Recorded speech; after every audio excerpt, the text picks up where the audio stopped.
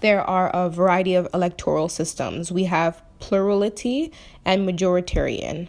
So, electoral systems are used to translate the votes. So, we're going to go into plurality and majoritarian electoral systems. So they typically involve single representative based on which candidate has more votes than the other candidate. Single member plurality is focused on electing the most popular candidate to represent in legislature. So the candidate with the most votes can be that representative without receiving the most seats. So this type of system does not accurately translate votes, considering that it's winner takes all. And this allows governing parties to completely dominate the legislature by winning off of popularity rather than true representation. This also happens as well too in the states where regional characters are exaggerated, because in the states, electoral college votes for a state that wins the most votes they get additional votes from their electoral college even if they didn't get majority of the votes from the rest of the area. Runoff elections happen when there's no candidate that receives majority of votes. So then it goes back to see who the top two candidates out of the parties were. And then out of the two top candidates, the ballot will be chosen based on who wins out of the two top candidates. And to become the two top candidates, there's a percentage of the votes that they have to remain on the second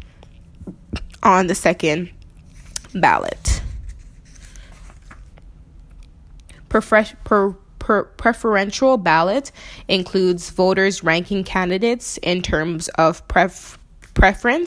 If no candidate has a majority of preference, then the candidate with the least votes is dropped, and it's through a process of elimination. So then the second preferences of those who voted for that candidate are added to the votes of other candidates, and the process continues until one candidate has a majority. So it starts off with preference ranking and then process of elimination. Moving on to proportional representation, it is an electoral system where the number of votes reflect the number of seats. So closed-listed PR systems include legislators that are selected based in the order of their placement on a list of candidates. Open list systems allow voters to indicate which candidate they prefer from the party. So this usually results in a government that is not majority-based, considering that this allows smaller parties to have more representation, but they usually don't get majority votes. So this leads to a coalition government where there are several parties sharing government and they're representing the legislature.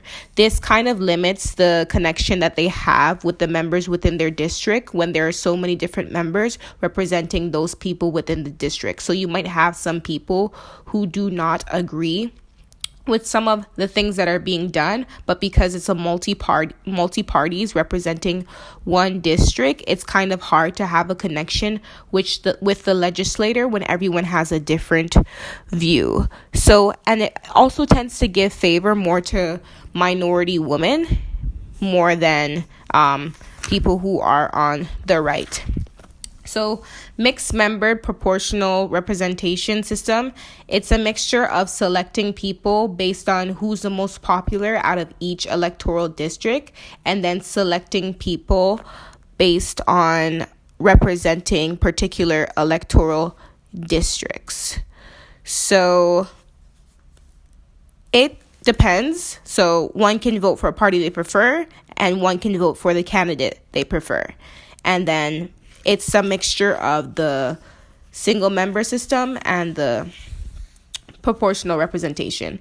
Single transferable vote system is a variation on the PR system.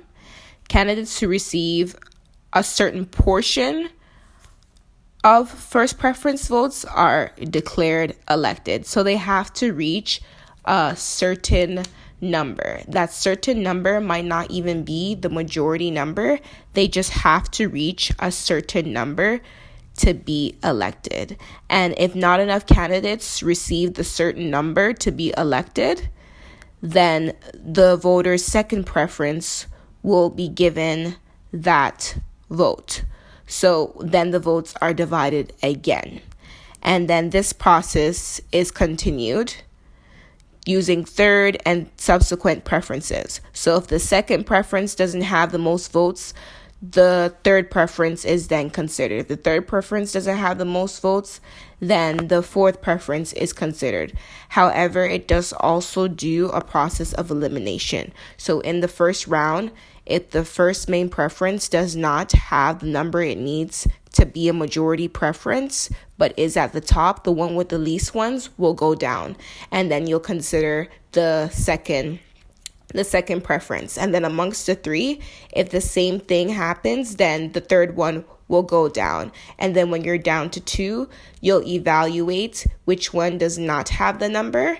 And the one that does not have the number will, since it's just two, it will go down.